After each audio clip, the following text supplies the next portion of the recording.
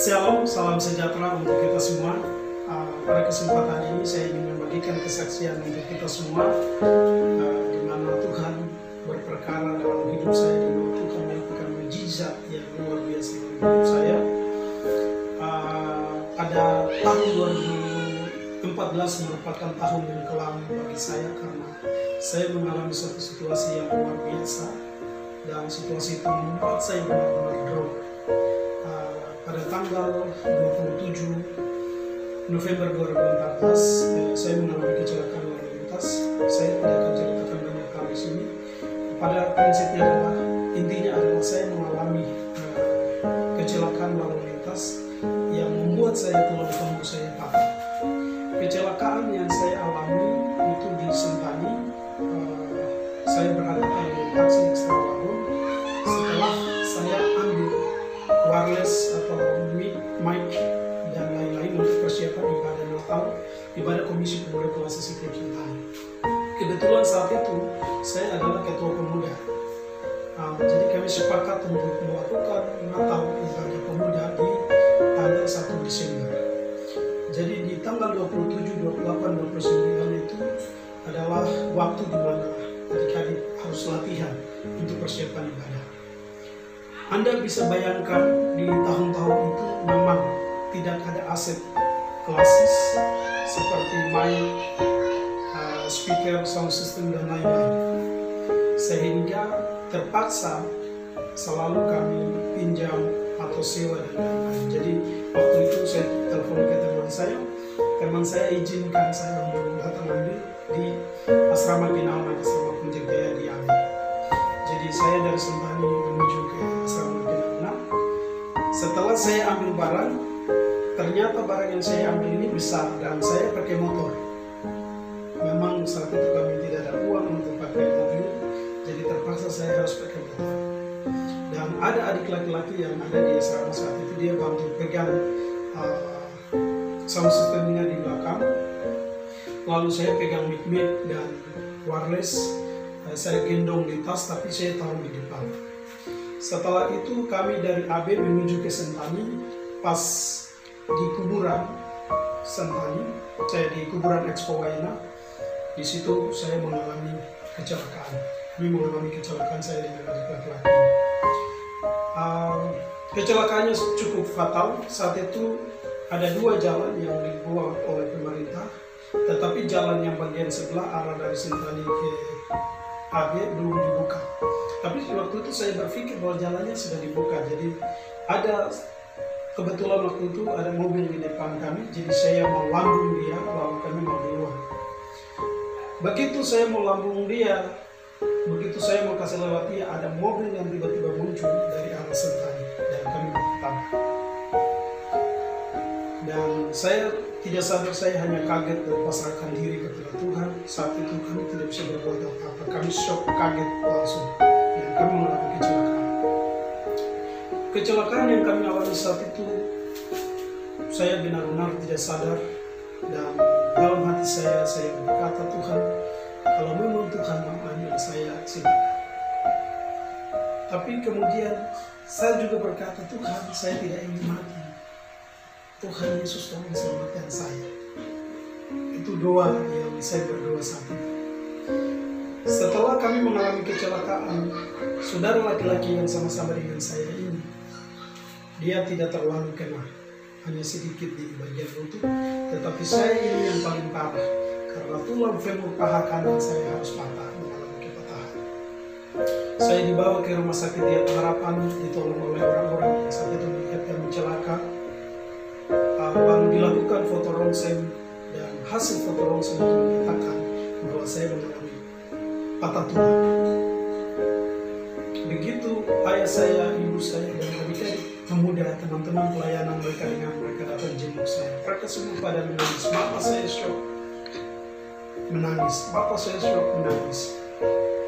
Dan saat itu begitu saya sadar sedikit, saya lihat kaki saya seperti lapuk. Paha saya berpikir, saya mengatakan kepada petugas saat itu, tolong saya, jangan amputasi kaki saya. Itu yang telah pernah saya ucapkan. Walau kebetulan di Dian Harapan itu ruangannya full, terpaksa kami harus dirujuk ke Dok 2. Kami menuju ke Dok 2 menggunakan mobil ambulans. Hampir 3 hari kami berada di Dok 2, di ruang gawat darurat. Selama 3 hari itu tidak ada tindakan dari tim medis. Saya hanya dikasih cair. Sementara saya baru mengalami patah tulang, dan karena darah kotor itu belum keluar, jadi saya sudah tidak bisa. Siang malam saya menangis, saya berteriak karena kesakitan. Lalu dalam situasi seperti itu ada kakak perempuan, ada keluarga juga, dia datang, dia ngomong ke ayah saya bahwa ada tukang urut, kita harus bawa ada laki-laki keluar dari sini menuju ke rumah, nanti dia akan sembuh di rumah. Jadi sebelumnya ada pengalaman di mana ada saudara saya juga patah tulang, kemudian tukang urut itu urut dia dan dia sembuh. Jadi dia meyakinkan saya dan anak saya, akhirnya kami putuskan untuk keluar dari rumah sakit. Kami putuskan keluar dari rumah sakit juga karena belum ada tindakan sama sekali dari tim medis. Ini membuat kami juga cukup kecewa. Lalu waktu itu tenaga medis yang ada di sana, mereka tidak mengizinkan kami untuk keluar. Tetapi ayah saya, kami bicara dengan mereka bahwa kami putuskan harus keluar pulang ke rumah. Mereka katakan bahwa kalau di rumah terjadi apa-apa kami tidak bertanggung jawab. Lalu mereka kasih surat namanya rapor merah. Lalu kami keluar. Dari situ kami diantar dengan mobil ambulans ke rumah, dan saat itu mama saya lagi di rumah. Waktu kami pergi ke rumah, begitu mobil ambulans tiba, mama saya kaget. Mama saya pikir ada jenazah yang tiba. Mama saya kaget, berteriak, dan kebetulan saya diturunkan dari mobil. Mama saya mulai merontak seperti itu. Mama saya berkata bahwa kenapa kamu bawa anak saya ke sini? Kamu bawa supaya dia mati dalam bumi. Dia sempat waktu itu, waktu adu mulut dengan bapak saya, ayah saya, hampir melakukan pukul tapi tidak jadi lakukan. Saya pun mengamuk juga. Saya kasih tahu ibu saya, kalau memang mama merontak, saya buang saya ke danau Sentani. Itu kata-kata yang saya sampaikan saat itu. Saya nekat sembuh, terus kemudian di rumah sakit tidak ada tindakan, jadi saya juga sudah frustrasi dan saya tidak mau. Setelah itu kami ada di rumah, dan orang yang disebut tadi tukang urut, orang pintar atau dukun tadi, itu sudah dihubungi dan orang itu datang. Setelah saya diantar, besoknya orang itu datang mulai tangani saya. Dia bawa semacam ada minyak begitu dengan kelapa yang sudah diparut begitu, dia bawa. Kemudian sebelum dia urut saya, dia selalu ngomong sendiri begitu. Lalu dia gosok minyak itu. Waktu itu kaki saya begitu sakit, dia tarik saya, berteriak, ada orang yang tahan saya, dan dia terus lakukan itu tiap waktu. Dan saudara, tiap hari orang ini dia datang, setiap sore dia datang terus untuk urut saya. Dan itu berlaku selama hampir 5-6 bulan waktu itu. Jadi 5-6 bulan itu saya di rumah, tetapi faktanya orang yang tangani saya ini tidak bisa sembuhkan saya. Saya tidak mengalami perubahan satupun. Justru keadaan saya semakin terpuruk. Kaki saya tidak sembuh-sembuh juga, tidak sembuh-sembuh juga. Membuat saya frustrasi. Kami harus keluarkan uang banyak bayar orang itu. Ayah saya, ibu saya cari uang. Ini situasi yang benar-benar luar biasa. Tetapi ada satu situasi, begitu selama saya di rumah, saya merasa bahwa siang hari saya ingin supaya matahari cepat terbenam, dan malam hari saya ingin supaya matahari segera datang. Tetapi saya merasa situasi saya sama saja. Saya merasa seperti kaki saya dibelenggu, tangan saya dibelenggu, dan saya berada di situ dalam kegelapan. Saya ingat teman-teman saya, teman-teman pelayanan saya di luar sana. Saya ingat aktivitas aktivitas saya sehari-hari, apalagi saya sebagai ketua pengurus, saya kecewa, saya frustrasi, saya tidak ingin ada dalam situasi ini, dan saya mulai marah Tuhan. Saya berkata, Tuhan, Engkau tidak adil. Kalau Engkau Tuhan, kenapa Engkau tidak selamatkan saya? Harusnya saat itu begitu saya hampir celaka, Tuhan, Engkau halalkan saya supaya saya tidak mengalami kecelakaan. Jadi intinya bahwa saya kecewa sama Tuhan waktu itu. Waktu itu saya menangis, saya duduk di kamar, saya pegang Alkitab, duduk di kamar pegang Alkitab. Dan Alkitab ini saya ambil, terus kemudian saya mau baca, tetapi karena saking kecewanya saya buang terus, hampir saya lakukan tiga kali. Kedua kali. Dan ketiga kalinya begitu saya lakukan, saya terdorong untuk harus baca firman Tuhan itu. Dan firman Tuhan waktu itu, Tuhan berfirman kepada saya di Mazmur pasal 91 ayat 1 sampai dengan ayat yang ke-16. Saya baca untuk kita semua. Mazmur 91 ayat 1 sampai dengan ayat yang ke-16. Dalam lindungan Allah. Orang-orang yang duduk dalam lindungan yang maha tinggi dan bermalam dalam naungan yang maha kuasa akan berkata kepada Tuhan, tempat perlindunganku dan kubu pertahananku, Allahku yang kupercayai. Sungguh dialah yang akan melepaskan engkau dari jerat penangkap burung, dari penyakit sampar yang busuk. Dengan kepaknya ia akan menudungi engkau, di bawah sayapnya engkau akan berlindung. Kesetiaannya ialah perisai dan pagar tembok. Engkau tak usah takut terhadap kedahsyatan malam, terhadap panah yang terbang di waktu siang, terhadap penyakit sampar yang berjalan di dalam gelap, terhadap penyakit menular yang mengamuk di waktu petang. Walau 1000 orang rebah di sisimu dan 10.000 di sebelah kananmu, tetapi itu tidak akan menimpamu. Engkau hanya menontonnya dengan matamu sendiri dan melihat pembalasan terhadap orang-orang fasik. Sebab Tuhan ialah tempat perlindunganmu. Yang maha tinggi telah kau buat tempat perteduhanmu. Malapetaka tidak akan menimpa kamu, dan tulah tidak akan mendekat kepada kemahmu. Sebab malaikat-malaikatnya akan diperintahkannya kepadamu untuk menjaga engkau di segala jalanmu. Mereka akan menatang engkau di atas tangannya, supaya kakimu jangan terantuk kepada batu. Singa dan ular pedung akan kau langkahi. Engkau akan menginjak anak singa dan ular naga. Sungguh hatinya melekat kepadaku, maka aku akan meluputkannya. Aku akan membentenginya, sebab ia mengenal namaku. Bila ia berseru kepadaku, aku akan menjawab. Aku akan menyertai dia dalam kesesakan. Aku akan meluputkannya dan memuliakannya. Dengan panjang umur akan kukenyangkan dia, dan akan kuperlihatkan kepadanya keselamatan daripada aku. Jadi begitu saya kecewa, saya frustrasi, Tuhan langsung berfirman, firman Tuhan yang tadi saya baca. Begitu saya baca firman Tuhan, air mata saya mulai mengalir. Saya mulai menangis di hadapan Tuhan. Air mata kali ini bukan air mata kekecewaan, tetapi air mata kali ini adalah air mata kebahagiaan. Karena ketika saya membaca firman Tuhan ini, saya betul-betul seperti mendengar suara Tuhan. Tadinya saya kecewa, tadinya saya frustrasi, tadinya saya patah semangat.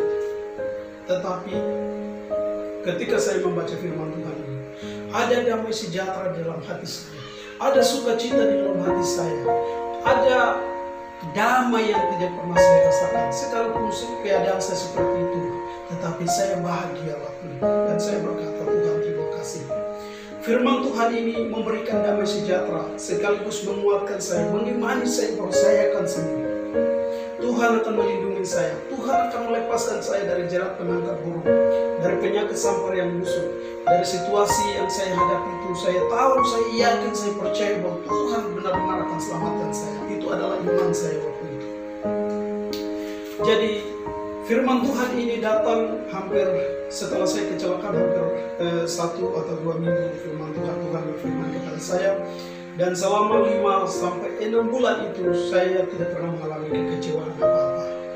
Di hati saya ada kebahagiaan, di hati saya ada sukacita, saya selalu happy. Tapi faktanya memang saya tetap berada di rumah. Saya tidak bisa berdiri sendiri. Saya harus dibantu oleh adik saya yang di Amerika, atau ayah saya, ibu saya, dan adik kedua adik perempuan saya. Satu orang harus angkat kaki kanan paha saya, dan satu orang harus berdiri di belakang saya dan pegang lengan saya sebelah-sebelah dan harus angkat saya. Hari-hari selama 5-6 bulan saya berada dalam situasi itu. Tetapi sukacita selalu terus ada. Damai selalu ada karena firman Tuhan tadi.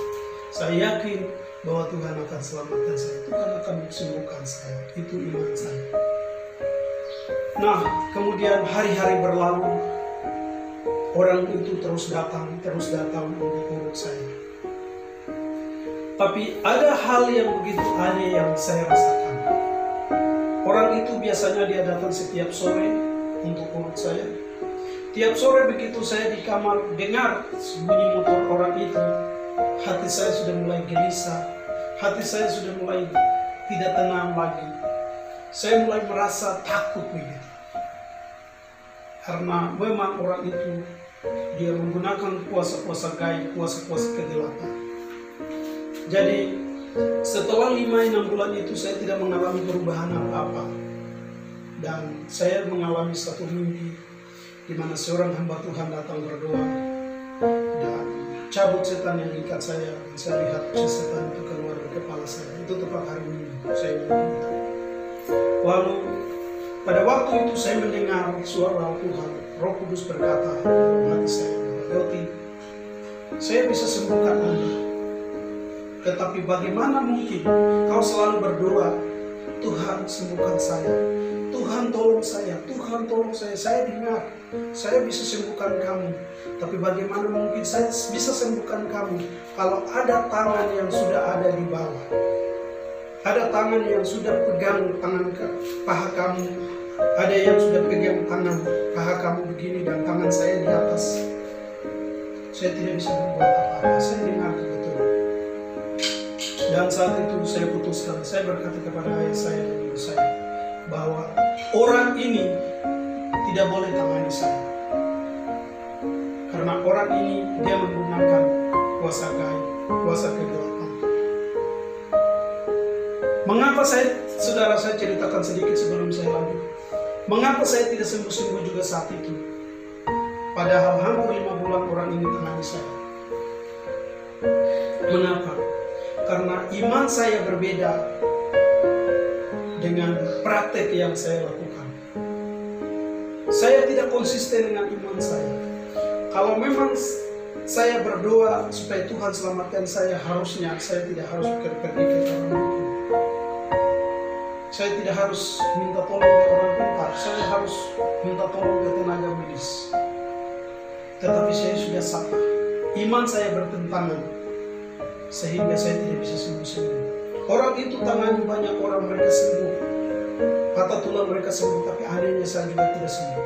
Orang itu juga dia heran kenapa saya tidak sembuh juga selama hampir 6 bulan lagi. Tapi intinya tadi saya sampaikan bahwa kalau kita anak Tuhan, kalau kita berdoa meminta tolong kepada Tuhan, sekalipun kuasa gaib atau orang-orang pintar mau tangani kita, mau membantu kita, tidak akan pernah berhasil. Nah, itu yang saya alami. Saya akan cerita lanjut. Setelah itu saya putuskan untuk orang itu tidak boleh tangani saya. Dan setelah itu mama saya, bapak putuskan untuk saya dibawa ke rumah sakit di Anak. Setelah 6 bulan di rumah tidak sembuh-sembuh, pada bulan Juni saya dibawa ke rumah sakit. Setelah saya dibawa ke rumah sakit, apa yang terjadi saudara? Ketika dokter memeriksa saya, paha saya sudah jadi keras, daging-daging saya sudah menjadi keras, tulang saya sudah naik, kaki saya di sebelah dan sebelah itu sudah tidak seimbang. Karena daging dan tulang saya sudah terlipat naik ke atas. Akhirnya dokter marah-marah ke kami. Dokter mengatakan kenapa lama di rumah dan lain-lain. Setelah itu dokter ambil tindakan selama 2 minggu. Kaki saya di bagian kanan betis harus dibolong dengan besi, lalu diikat dengan tali Manila, dan tali itu diisi pasir 8 kilo untuk tarik tulang saya supaya jadi seimbang. Kepala saya harus dibawa dan kaki saya harus terangkat di atas selama hampir 2 minggu lagi. Saya takut makan, minum, karena saya takut buang air. Saya susah buang air, apalagi berjalan susah, tidak mungkin saya bisa buang air sendiri. Jadi supaya tidak merepotkan ayah saya, ibu saya, keluarga saya tidak buang air, saya hanya minum air dan makan roti. Setelah 2 minggu itu, begitu lakukan foto ronsen, tulang saya mulai kembali lagi, tarik kaki saya hampir seimbang, dan dokter putuskan untuk saya dioperasi. Tetapi sebelum operasi tulang femur, penyambung untuk menyambung tulang femur saya, operasi yang tadi untuk tarik tulang saya, itu satu hal yang saya alami yang saya tidak bisa lupa. Begitu saya dibawa ke ruang operasi, saya jujur tidak pernah dioperasi, jadi saya shock betul, saya takut betul, dan di kamar operasi itu saya berdoa, saya menangis di hadapan Tuhan, kaki tangan saya mulai gemetar. Dan saat itu saya bilang sama Tuhan, Tuhan, tiada penolong lain selain Allah. Itu situasi yang benar-benar membuat saya drop betul. Tetapi saya jalani itu. Saya kembali ke yang tadi, cerita yang tadi saya lanjutkan. Setelah itu saya dioperasi, dan setelah hampir 1 minggu dirawat di rumah sakit begitu. Setelah dioperasi, saya dibawa pulang kembali ke rumah, dan hampir 5 bulan lebih saya istirahat di rumah. Dan pada tanggal 15 Desember tahun 2015, Tuhan melakukan mujizat yang luar biasa. Jadi hampir 5 bulan setelah saya dioperasi, dokter memvonis bahwa nanti 6 bulan kau akan berjalan. Tapi faktanya saya sudah berusaha jalan di bulan kelima. Bulan kelima saya sudah lepas tongkat, saya bisa jalan. Tapi sebelum kejadian saya lepas tongkat dan jalan malam hari, firman Tuhan berkata begini di dalam Nahum. Di situ berkata bahwa sekalipun aku telah merendahkan engkau, tetapi aku tidak akan merendahkan engkau lagi. Aku akan memutuskan belenggu-belenggu yang mengikat engkau dan mematahkan gandarnya yang mengikat engkau. Oh, saya kaget, dan besoknya saya sudah berjalan. Ini mujizat Tuhan yang luar biasa yang Tuhan buat dalam hidup saya. Saudara, ini hal yang luar biasa yang saya alami. Setelah saya sembuh di 2015, itu saya sudah mulai jalan, sekalipun kaki saya tidak kuat. Seiring berjalannya waktu, saya mulai mengalami kesembuhan. Sampai sekarang, puji Tuhan, saya sembuh total oleh karena berkat Tuhan.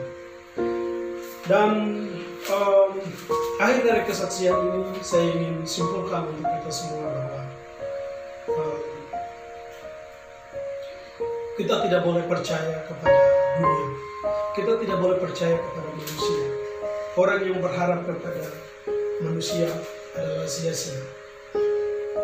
Apalagi di saat-saat situasi seperti ini, situasi pandemi COVID-19 yang membuat kita semua tidak berdaya, membuat kita semua tidak bisa berbuat apa-apa.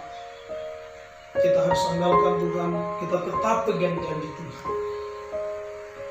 Memang Tuhan izinkan masalah terjadi, persoalan terjadi dalam hidup kita.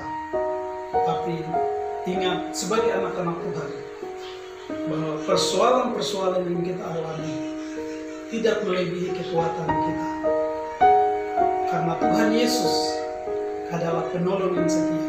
Tuhan Yesus adalah satu-satunya pribadi yang akan membawa kita keluar dari masalah yang kita hadapi.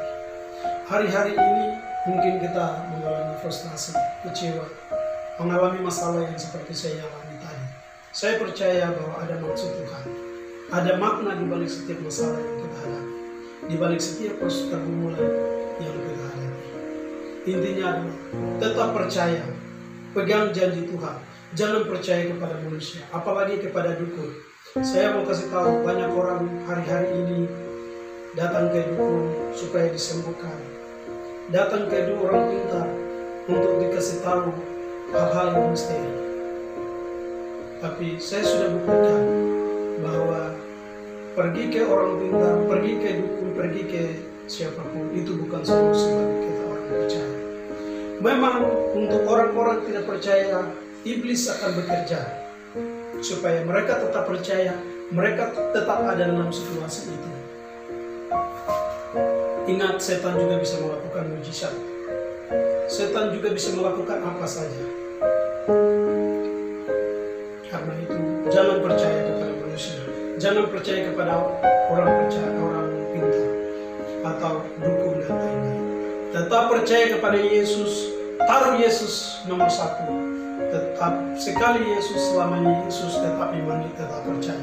Demikian kesaksian saya, kiranya memberkati kita semua. Shalom.